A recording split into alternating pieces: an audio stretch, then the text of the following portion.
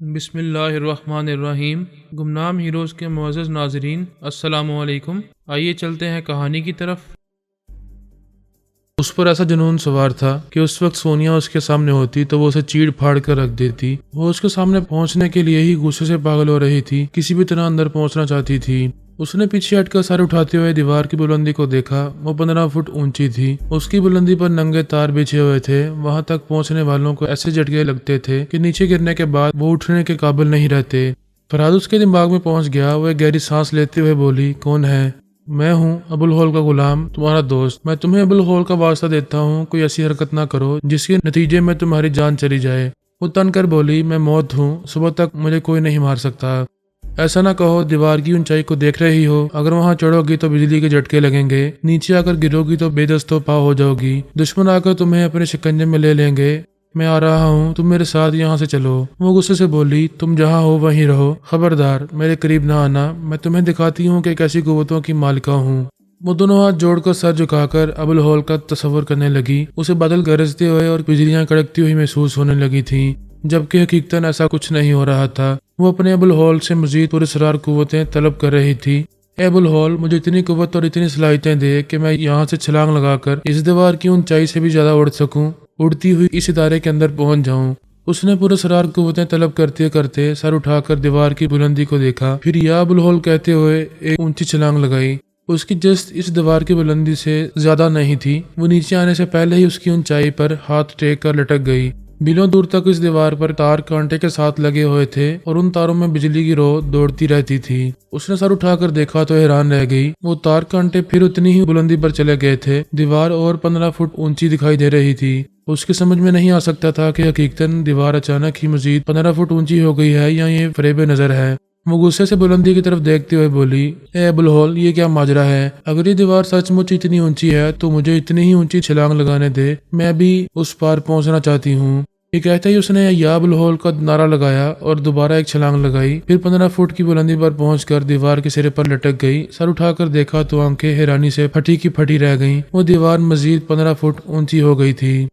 بہت دور فرحاد اپنی کار سے باہر آ کر اسے دیکھ رہا تھا۔ اسے مزید اونچی ہونے والی دیواریں دکھائی نہیں دے رہی تھی۔ وہ 15 فٹ والی بلندی سے ہی لٹکی ہوئی تھی، کبھی وہاں سے چھلانگ لگاتی تھی، پھر واپس اسی بلندی پر آ کر لٹک جاتی تھی۔ یہ بات سمجھنے والوں کی سمجھ میں آ سکتی ہے کہ ادھر سے وہ شیطانی قوتوں کا سہارا لے رہی تھی، ادھر سے روحانی قوتیں ان کا توڑ کر رہی تھیں۔ اس نے پھر یا ابو الہول کہتے ہوئے اونچی چھلانگ لگائی اور مزید 15 فٹ کی بلندی پر پہنچ کر دیوار سے لٹک گئی۔ سر اٹھا کر دیکھا تو دیوار پھر اتنی ہی بلند دکھائی دے رہی تھی۔ اس بار اس نے سر جھکا کر نیچے دیکھا تو حیران رہ گئی۔ اب تک وہ جتنی بار اچھلتی ہوئی اوپر گئی تھی، اس حساب سے اسے 60 فٹ کی بلندی پر پہنچنا چاہیے تھا، لیکن نیچے دیکھ کر پتا چلا کہ وہ اسی طرح 15 فٹ کی بلندی پر ہی لٹک رہی ہے۔ وہ تھک ہار کر زمین پر آ گئی۔ فرحاد اپنی کار ڈرائیو کرتا ہوا اسے بہت دور چلا گیا تھا۔ اب اس کے دماغ میں آ کر کہہ رہا تھا، میں صبح تک تمہارے قریب نہیں آؤں گا، دور ہی دور سے تمہاری نگرانی کرتا رہوں گا۔ یہ اچھی طرح سمجھتا ہوں کہ بابا صاحب کے ادارے والے اس وقت تمہاری نگرانی کر رہے ہوں گے۔ وہ ادھر ادھر دور تک دیکھتے ہوئے بولی، مجھ سے دور نہ جاؤ، گاڑی لے کر آؤ، میں ایئرپورٹ جاؤں گی۔ وہ چوہیا اپنے بل میں جا کر چھپ گئی ہے، باہر نہیں نکلے گی۔ مجھے 7 بلڈرز کے پاس واپس جانا ہوگا۔ تم کوئی بھی فیصلہ کرو، کہیں بھی جاؤ، میں تمہارے قریب آؤں گا تو بے موت مارا جاؤں گا۔ فی الحال سونیا اور فرحاد کے لیے تم سے زیادہ ضروری میں ہوں۔ وہ مجھے گھیرنے کی کوششیں کریں گے، یہ جانتے ہیں کہ تمہارے آس پاس ہی کہیں مل سکتا ہوں۔ وہ اس شاہراہ کے فٹ پاتھ پر چلتے ہوئے بولی، یہاں سے اکا دکا گاڑیاں گزر رہی ہیں، میں ایئرپورٹ جانے کے لیے کسی سے بھی لفٹ لے لوں گی۔ کوئی تمہیں لفٹ دینے سے انکار بھی کر سکتا ہے، لہذا بھی مجھے اپنے دماغ میں رہنے دو۔ میں تمہارے ذریعے کسی گاڑی والے کے اندر پہنچ کر اسے مجبور کروں گا تو وہ تمہیں اپنے ساتھ لے جائے گا۔ تم بہت دیر سے میرے دماغ میں ہو، میں بے چینی اور ناگواری سی محسوس کر رہی ہوں۔ میں نہیں چاہتی کہ کوئی میرے اندر غصہ چلا آئے، تمہیں جبرن برداشت کر رہی ہوں۔ ایسا کرو 10 منٹ بعد آ کر پھر معلوم کرو مجھے لفٹ مل چکی ہے یا نہیں۔ اس نے کوئی جواب سنے بغیر سانس روک لی۔ وہ اس کے دماغ سے نکل گیا۔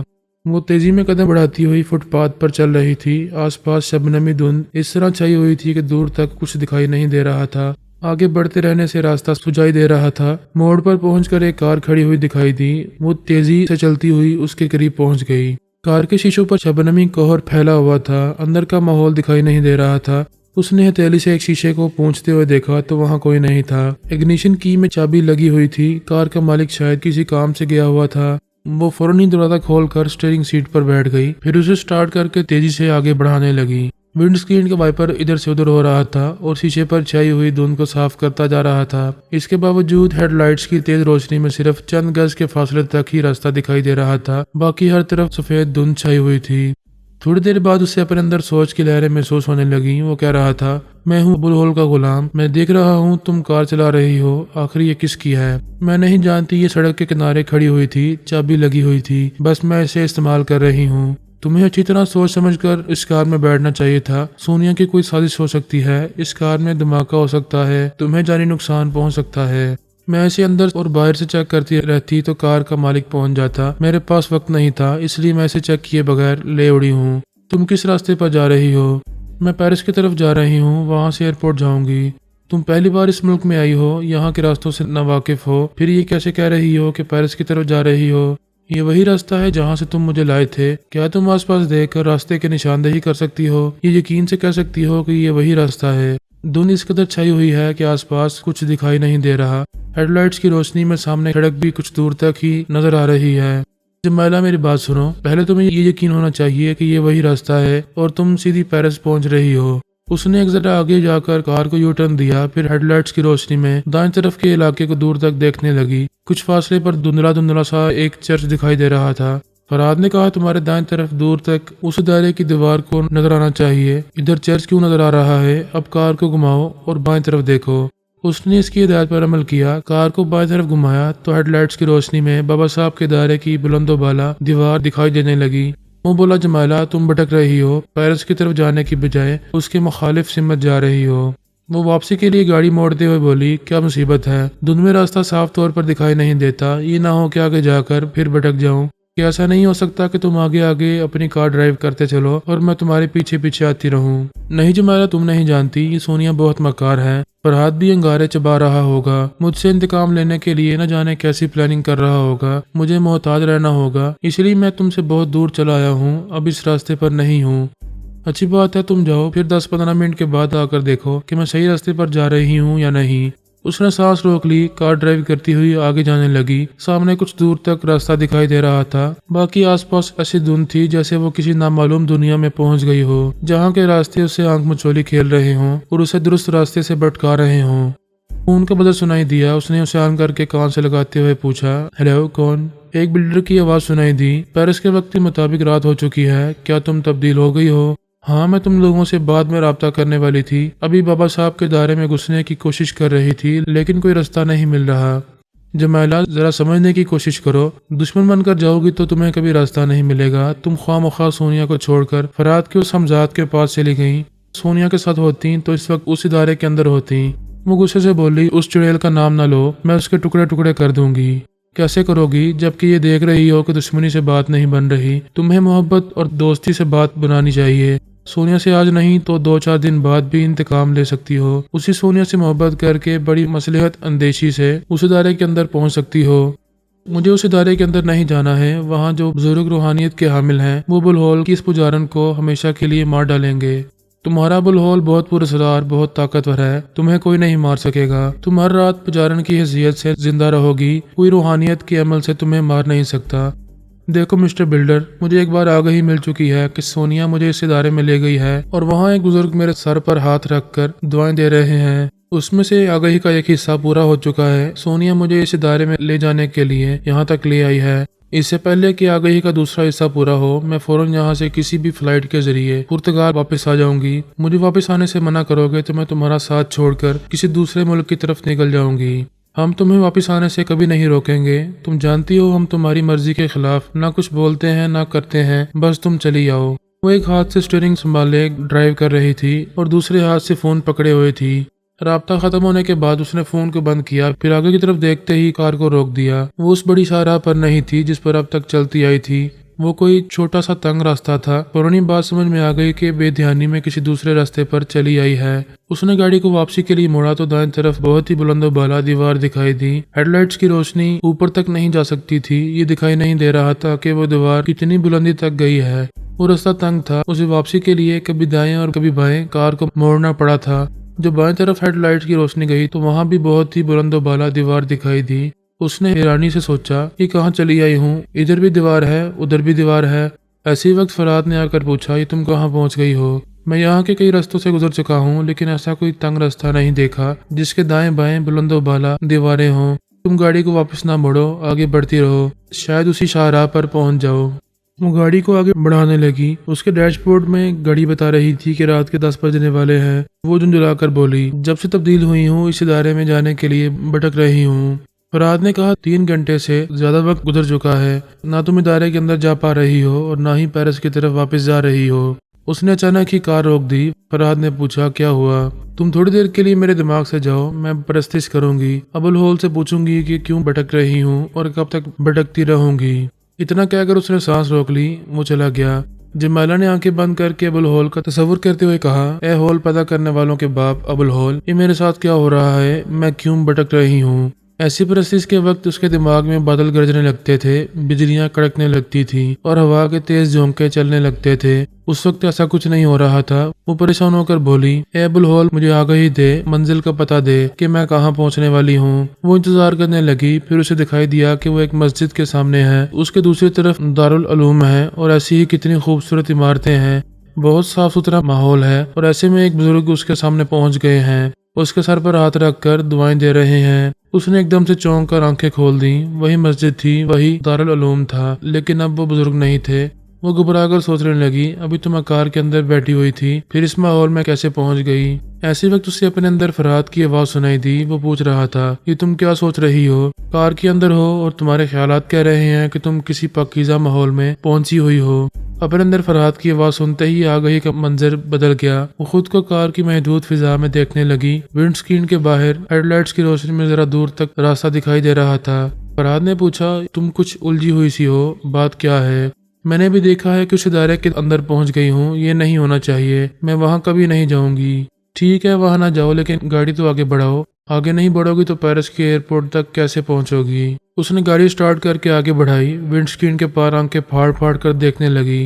हर तरफ सफेद धुंध ही धुंध दिखाई दे रही थी। उसने रफ्तार बढ़ा दी थी, लेकिन रास्ता था कि खत्म होने में नहीं आ रहा था। दोनों तरफ वही ऊंची ऊंची दीवारें दिखाई दे रही थीं। वो परेशान होकर बोली, आखिर ये कितना लंबा रास्ता है, खत्म क्यों नहीं हो रहा?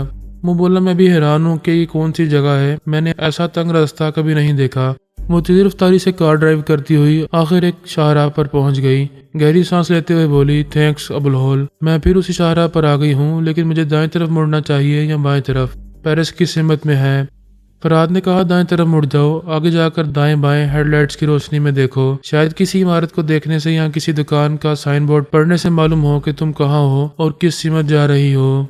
वो दाएं तरफ मुड़ गई। आगे कुछ दूर जाने के बाद उसने कार को एक तरफ घुमाया। हेडलाइट्स की रोशनी में देखा तो बाबा साहब के दायरे की दीवार दिखाई दे रही थी। फिर उसने कार को दूसरी तरफ घुमाया तो वो इलाका दिखाई दिया जहाँ वो शाम से पहले फरहाद के साथ एक बंगले में आई थी। फरहाद ने कहा, अब रास्ता समझ में आ गया है। जब हम पेरिस से आ रहे थे तो इदारे की दीवारें बाएं तरफ थीं, इस वक्त दाएं तरफ हैं। इसका मतलब ये है कि तुम सीधी पेरिस की तरफ जा रही हो। बस आगे बढ़ो और जल्द से जल्द पेरिस पहुंचने की कोशिश करो।